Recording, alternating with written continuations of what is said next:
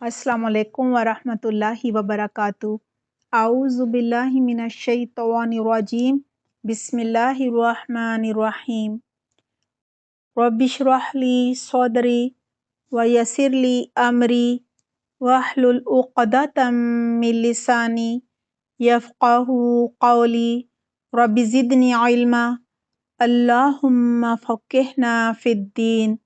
आमीन।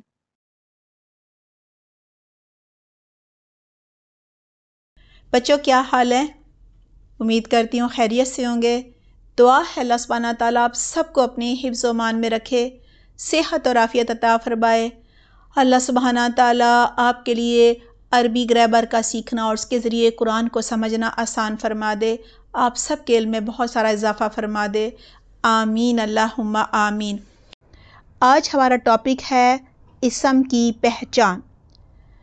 देखिए, जो हरूफ़ तहजी होते हैं ना, अल्फ़ाबेट्स, और जो उन पर हरकत होती हैं, फ़तहा, कसरा, ज़म्मा यानी ज़बर ज़ेर पेश वारा, इसमें जज़म भी आ जाती है, दो ज़बर दो ज़ेर दो पेश, फिर खड़ा ज़बर, फिर खड़ी ज़ेर, सबको चलें आप देख लें हरूफ, और इन सब से मिलकर अल्फाज बनते हैं।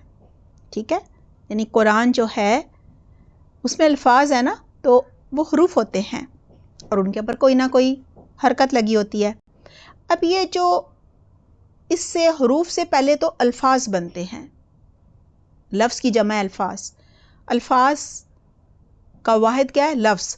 लफ्ज़ को अरबी में कहते हैं कलीमा और इंग्लिश में कहते हैं वर्ड। ठीक है, अब ये जो कलीमा होता है यानी जो लफ्ज़ होता है, ये दो तरह का होता है। बच्चों, एक चीज़ और समझ लीजिए कि वो कलीमा, वो लफ्ज़, वो वर्ड जिसके मीनिंग्स हों, जिसका कोई ना कोई मानी हो ना, वो बामानी कहलाता है। बामानी मीन्स मीनिंग्स रखता है वो। ठीक है, कोई ना कोई इसका मतलब समझ आ जाता है। हाँ, वो लफ्ज़ जिसका कोई मानी ही समझ नहीं आता, वो उर्दू में तो बेमानी कहलाता है। बेमानी यानी बग़ैर मानी के, और अरबी में उसे कहते हैं मुहमल। ठीक है बच्चों, कलीमा वो लफ्ज़ होता है अरबी में जिसके मानी होते हैं, और मुहमल अरबी में वो लफ्ज़ होता है जिसके कोई मानी नहीं होते। देखिए बच्चों, जब किसी ज़ुबान के रूल्स बनाए जाते हैं ना, यानी क़वायद कहते हैं रूल्स को। ठीक है, जब वो तरतीब दिए जाते हैं यानी वो बनाए जाते हैं, तो तमाम वो अल्फाज जिनके मानी होते हैं यानी बामानी अल्फाज का अलग एक ग्रुप बना लिया जाता है। ठीक है ना, और वो जिनके कोई मानी नहीं होते उनका एक और ग्रुप बना लिया जाता है। जैसे पानी, वानी। पानी क्या है? ये कलीमा है, हमें समझ आ जाती है पानी क्या होता है। वानी, वानी के तो कोई मानी नहीं है, तो वो मुहमल है। इसी तरह से रोटी, वोटी में रोटी क्या है? कलीमा है, रोटी के मानी है, ये बामानी लफ्ज़ है। ठीक है ना, जबकि रोटी, वोटी, वोटी क्या है? ये मुहमल है, इसके कोई मीनिंग्स नहीं होते। तो अरबी में जब ग्रुप्स बनाए गए हैं अल्फाज के, ठीक है, तो इनकी तादाद 3 है। नंबर 1 इसम। इसम क्या होता है, इस पर बात हमारी हो गई है ना, चलें दोबारा भी कर लेंगे। Number 2 fail. नंबर 3 हर्फ। यानी कलिमा की इन 3 इकसाम, जो कि पहली है इसम, नंबर 2 फेल, नंबर 3 हर्फ, इनको हम मज़ीद जानेंगे, इनको कुरान में पहचानेंगे, बहुत ही ज़रूरी है। यानी कुरान का हर लफ्ज़ या तो इसम होता है, या फेल होता है, या हर्फ होता है। यानी कुरान करीम इसम, फेल और हर्फ से मिलकर बना है। कुरान का कोई भी लफ्ज़ कहीं से भी ले लें, वो इसम होगा या फेल या हर्फ, कुछ और नहीं होगा। इन 3 के अलावा कुछ भी नहीं हो सकता वो।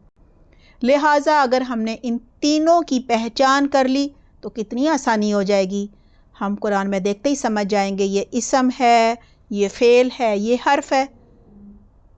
अगर आपको भूल गया है कि इसम, फेल, हर्फ क्या होता है, تو آپ پچھلے لیسن ضرور سنیے گا۔ اسم وہ کلمہ ہوتا ہے، یعنی وہ بامانی لفظ ہوتا ہے جو کسی چیز کا نام یا جگہ کا نام یا کسی شخص کا نام جو ہے وہ، یا صفت، یعنی کسی چیز کی بھی صفت ہو سکتی ہے، کسی جگہ کی بھی صفت ہو سکتی ہے، کسی شخص کی بھی صفت ہو سکتی ہے، اس کا ذکر کرتا ہے۔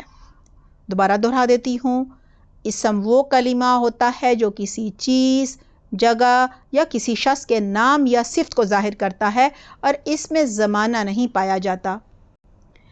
آج بچوں ہم اسم کو پہچانیں گے، اور قرآن اب آپ نے جب پڑھنا ہے تو آپ نے دیکھنا ہے کہ کتنے اسم آپ نے پہچان لیے۔ ہاں، میں آپ کو علامات بتاؤں گی جن کے ذریعے آپ کو اسم کا پہچاننا آسان ہو جائے گا۔ آج ہم صرف 3 صفات کو جانیں گے، ان کو قرآن میں ڈھونڈیں گے اور اس طرح سے اسم کی جمع ہوتی ہے اسما، ان کو پہچانیں گے۔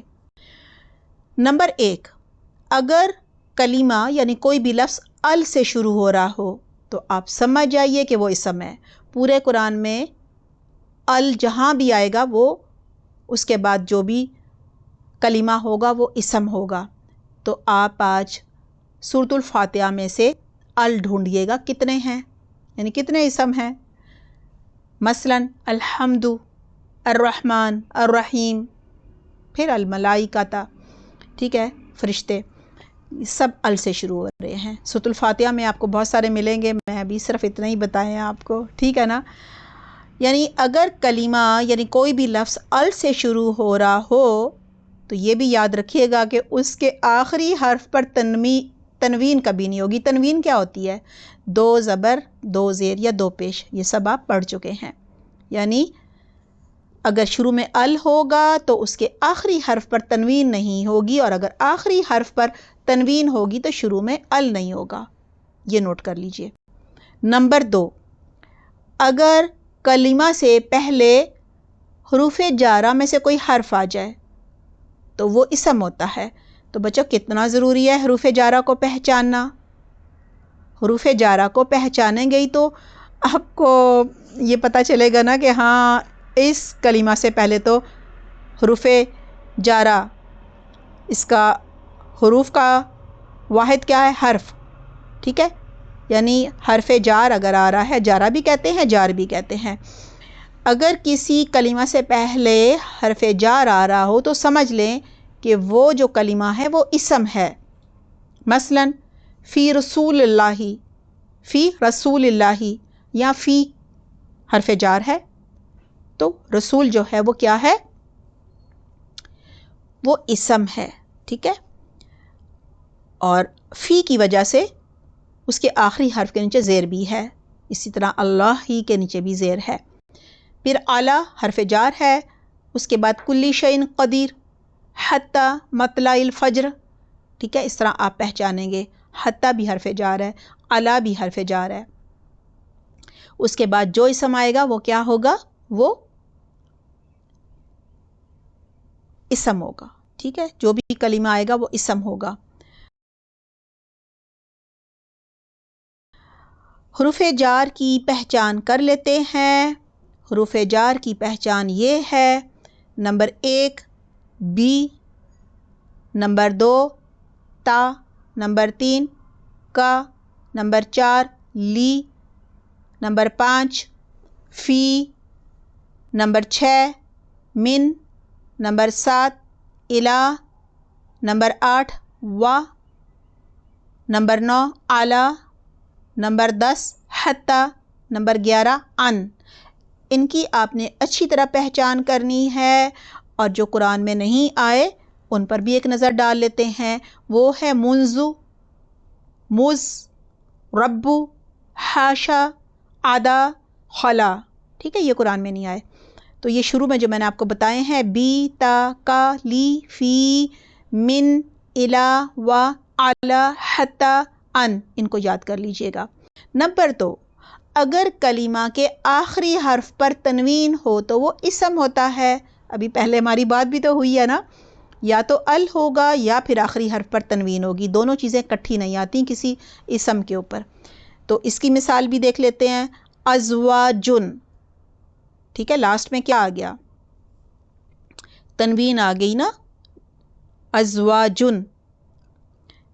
نمبر 2 رعدن، رعدن تنوین ہے، اسم ہے، یہ ازواجن بھی اسم ہے، برقن یہ بھی اسم ہے کیونکہ آخری حرف پر تنوین ہے، یہاں 2 پیش کی تنوین ہے تینوں پہ، ٹھیک ہے۔